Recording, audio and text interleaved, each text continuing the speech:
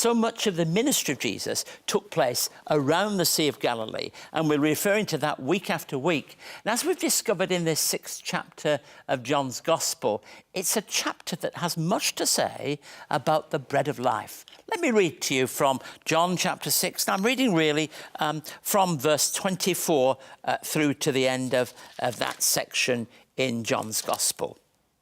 Once the crowd realized that neither Jesus nor his disciples were there, they got into the boats and went to Capernaum in search of Jesus. When they found him on the other side of the lake, they asked him, "Rabbi, when did you get here?" Jesus answered, "Truly, I tell you, you're looking for me not because you saw the signs I performed, but because you ate the loaves and had your fill. Doesn't work in food that spoils, but for food that endures for eternal life, which the Son of Man will give you. For on him God the Father has placed his seal of approval." Then they asked him, "What must we do to do the works God requires?" Jesus answered, "The work of God is this, to believe in the one he has sent." So they asked him, "What sign then will you give us, that we may see it and believe you? What will you do? Our ancestors ate the manna in the wilderness. As it is written, he gave them bread from heaven to eat." Jesus said to them, "Very truly, I tell you, it is not Moses who has given you the bread from heaven, but it is my Father who gives you the bread, the true bread from heaven. For the bread of God is the bread that comes down from heaven and gives life to the world."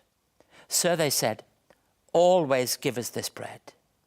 Then Jesus declared, "I am the bread of life. Whoever comes to me will never go hungry, and whoever believes in me will never be thirsty."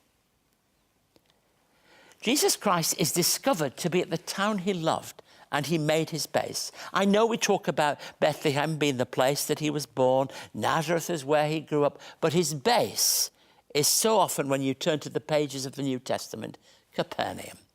Jesus confronts the disciples with the fact that they're not seeking the bread of heaven, but merely earthly bread. Jesus, in fact, is the bread that comes from heaven. Jesus is calling us to strive for that which does not waste away. You can see how applied that can be to our own lives. We're looking for things, but we're not looking for the right things, nor for the right reason. Jesus sees the large crowds as seeking him for exactly the wrong reason. That troubled him. And it was a concern to the disciples, especially if they were doing it for all the wrong reasons. It raises the question as to why we are looking for Jesus. What are the concerns we have in our discipleship? Christians can end up with all the wrong purposes, even if they feel they have the right answers. Let's look at the verses here that are so important. In verse 25, we read quite clearly something that's important. When they found him on the other side of the lake, they asked him, "Rabbi, when did you get here?" You see, they were shocked that he was there.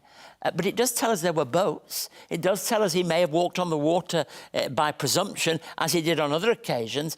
But Jesus is there, and they are confused by it all. Jesus, however, was alone. There were times when he wanted to be alone, when he didn't want to be crowded in by not only the many people who followed him and listened to his teaching, but even the disciples. He needed to be alone. And that is a feature. You find it in verse 25. You look back at verse 22, you'll find something of the same thought. And in verse 26, it's the wrong motives and the wrong intentions. We challenge ourselves really in our lives. We say it about people. I wonder why he or she is doing this. I wonder why she or he is involved in this. Wrong motives and wrong intentions are really, really part of the truth. Very truly, I tell you, you're looking for me not because you saw the signs I performed, because you had the loaves and you had your fill. An amazing feast of people, an amazing sense of God's miraculous power, but they were still bothered about themselves. Wrong motives, wrong intentions. Then in verse 27, Jesus has the longest shelf life of any bread.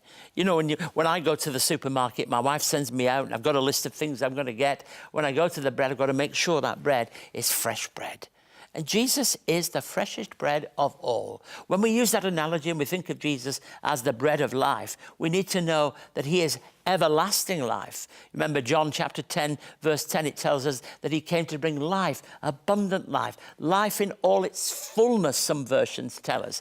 And here we discover the importance of that gift of bread to those who will receive it. Don't work for food that spoils, but for food that endures to eternal life, which the Son of Man will give you. For on him God the Father has placed his seal of approval. One of the great themes of John's Gospel, right from the prologue, is this gift of eternal life. Alexander MacLaren once said, if God sends us stony paths, he'll provide us with very strong shoes.